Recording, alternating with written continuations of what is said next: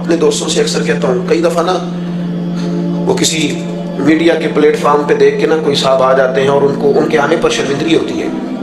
ایک شخص نے وہ 14 گھنٹے کا سفر طے کیا اور بیچارہ بڑے شوق سے آیا ہے، بڑے درد سے آیا ہے.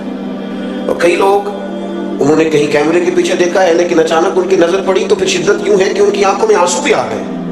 تو میں کہتا ہوں یار یہ مجھے کیا سمجھ کے آیا بھلا؟ اس کا خیال ہوا ہے کہ میں اسے حضور کے دین کی بات بتاؤں گا، اس کا خیال ہے کہ میں اسے کتاب و سنت سے جوڑوں گا. یہ کیا سمجھ کے آیا؟ کتنا بڑا اس نے مجھے درجہ دیا ہے. یہ سمجھتا ہے کہ میں حضور کے منبر اور مصلی والا آدمی ہوں. کتنی بڑی سوچ لے کے آیا ہے.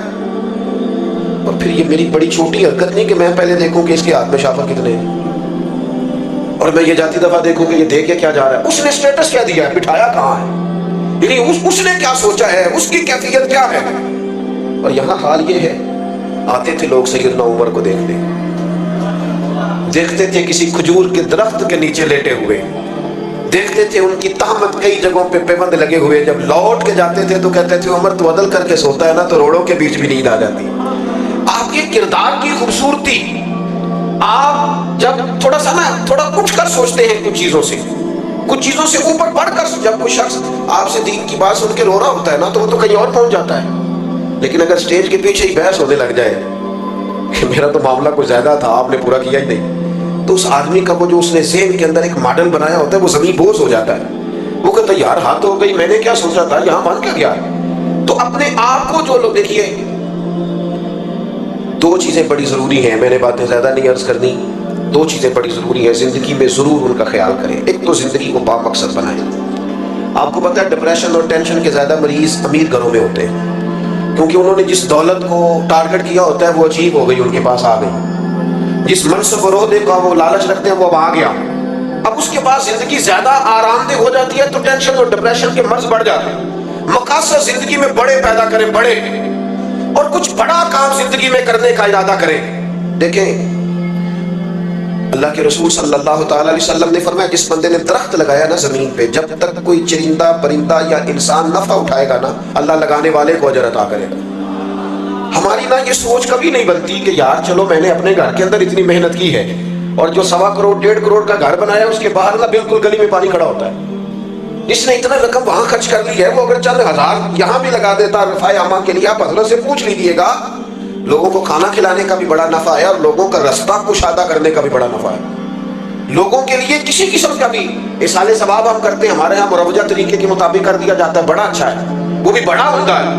لیکن جب حضرت صاحب نے آ کے عرض کی تھی یا رسول اللہ صلی اللہ تعالیٰ علیہ وسلم میری والدہ کا انتقال ہو گیا ہے اور اماں غلام آزاد کرنا چاہتی تھی، تو حضور میں اگر کسی کی گردن چھڑا دوں، غلام آزاد کرا دوں، گردن پس جاتا ہے وہ بندہ جس نے کسی کا قرضہ دینا ہوتا ہے.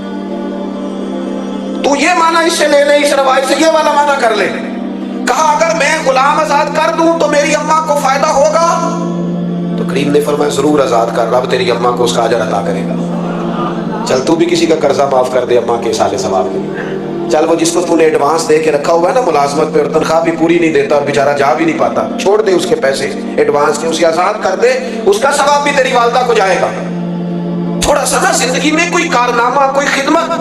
میرے نبی پاک علیہ السلام نے فرمایا جس نے اللہ کی رضا کے لیے مسجد بنائی، اور پھر حضور نے اگلی بات بھی پوری کھول دی تاکہ کسی بندے کے ذہن میں اشکال نہ رہ جائے. فرمایا مسجد چھوٹی ہو یا بڑی ہو، جس نے رب کی رضا کے لیے مسجد بنائی اللہ اس کے لیے جنت میں گھر بنا دے گا.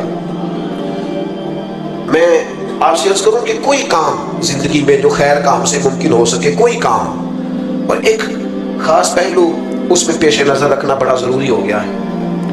مسلمان بڑے بافیض تھے، بڑے برکت والے تھے، اس جماعت سے لوگوں کو ہمیشہ نفع ہوا، دنیا نے فیض پایا امت مسلمہ سے. لیکن آج حالت یہ ہے کہ ایسی ہوا چلی ہے کہ ہر شخص سوچتا ہے تمام شہر چلے بس ایک میرا گھر نہ چلے.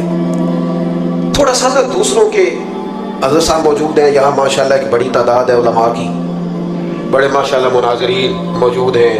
مناظرین اپنے دلائل بھی پڑھتا ہے اور سامنے والے کے دلائل بھی دیکھتا ہے.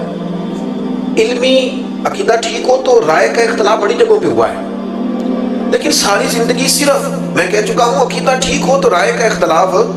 امام اعظم امام شافعی کے درمیان بھی کسی بندے سے نا اگر کبھی کوئی اختلاف ہمارا ہو بھی جائے تو وہ دلیل تک ہونا چاہیے.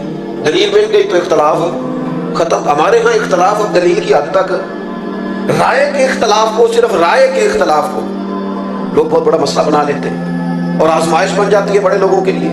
میں اب تو خیر کم جگہوں پہ جاتا ہوں، لیکن جہاں بھی جاتے ہیں نا جی، ابھی بھی 2 پرچیاں ہیں میری جیب میں. تو میں کئی دفعہ کہتا ہوں کہ میں پرچیوں والا مولوی نہیں ہوں، کسی مناظر کسی محقق کو دیجیے گا، لیکن ہر جگہ ہی پرچی جو باتیں طے ہیں نا، بالکل 100% طے ہمارے بزرگوں نے طے کر دی، ان پہ بھی لوگ چاہتے ہیں کہ کوئی نہ کوئی بات کی جائے، کوئی نہ کوئی نیا عنوان چھیڑا جائے. اختلاف رائے ہو جاتا ہے.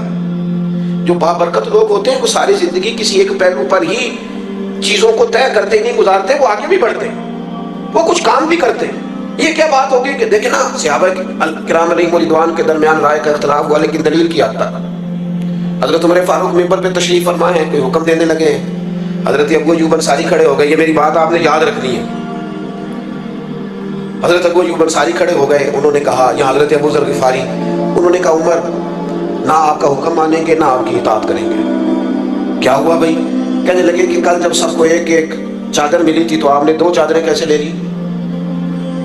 اس کی یہاں تہمت بن سکتی تھی، یہاں کرتا، اور آپ نے کرتا بھی بنایا ہے اور تہمت بھی بنائی ہے، 2 کیسے ہو گئی؟ تو حضرت فاروق اعظم رضی اللہ تعالیٰ عنہ، انسان کو صرف تعریف نہیں سننی چاہیے، اس کے اندر تنقید کا بھی حوصلہ ہونا چاہیے. ہمارے اسلاف فرمایا کرتے تھے دشمنوں کی باتیں توجہ سے سنا کرو، وہ تمہیں نکھار دیتے ہیں. وہ ڈھونڈ ڈھونڈ کے وہ چیزیں لاتے ہیں جو تمہارے فائدے کی ہوتی. غور سے سنیں تمہارا مخالف کیا کہتا ہے، لیکن حوصلہ ہی نہیں ہوتا، عادت بن جاتی ہے. اب تو کچھ لوگوں کے بارے میں محسوس ہوتا ہے کہ تنخواہ پہ بندہ رکھا ہوا ہے کچھ آمد کرنے والا، کیونکہ وہ بیچارہ ادھر ادھر جاتا ہی نہیں، اور ایسی رٹی رٹائی کہانی سناتا ہے کہ جس میں سے محسوس ہوتا ہے کہ نہیں یہ تو طوطا ہے، تو پوری کر کے یاد کر لی. عزیز بھائی، تنقید کا حضرت عمر بڑے جلالی ہیں، لیکن وہ اپنی ذات کے لیے نہیں ہے. پوری بات تسلی سے سنی اور بڑے علم اور بردباری سے کہا میرا بیٹا جواب دے گا. حضرت عبداللہ ابن عمر یا آپ کے بیٹوں میں سے کوئی کھڑا ہوا اور انہوں نے کہا حضور آپ نے حکم دیا ہے تو میں عرض کرتا ہوں. کہنے لگے چونکہ مال غنیمت میں چادریں تقسیم ہوئی تھی اور سب کو ایک ایک ملی تھی، تو ایک میرے والد کو ملی تھی تو ایک مجھے بھی تو ملی تھی نا، میں نے سیدنا عمر کو دے دی اور ان کا کرتا بھی بن گیا اور تہمت بھی بن گئی. اب جو سامنے بیٹھے تھے نا جنہوں نے اعتراض کیا تھا، انہیں دلیل مل گئی ہے، جواب مل گیا ہے. اب انہوں نے یہ نہیں کہا کہ نہیں صحیح بتائیں، نہیں میں گھر بھی جاؤں گا تلاشی بھی لوں گا، نہیں یہ نہیں کہا کہ میں اس پر حلف بھی لوں گا، دلیل مل گئی، قربان جائیں. یہ ہے بندہ مومن کی شان. فوری طور پہ دوبارہ حضرت ابو ذر غفاری اٹھے اور اٹھ کے کہنے لگے عمر اب آپ بات کریں، ہم آپ کا حکم بھی سنیں گے اور فرما برداری بھی کریں گے. چونکہ اختلاف رائے دلیل کی حد تک تھا، دلیل مل گئی اور ہمارا اختلاف ختم ہو گیا، بات ختم ہو گئی، طے ہو گئی. اگر آپ نے ابھی تک ہمارا چینل سبسکرائب نہیں کیا تو فوراً سبسکرائب کیجئے، ساتھ ہی بیل آئیکن پر کلک کریں تاکہ مزید ویڈیو آنے والی وقت پر ملتی رہیں. اللہ حافظ.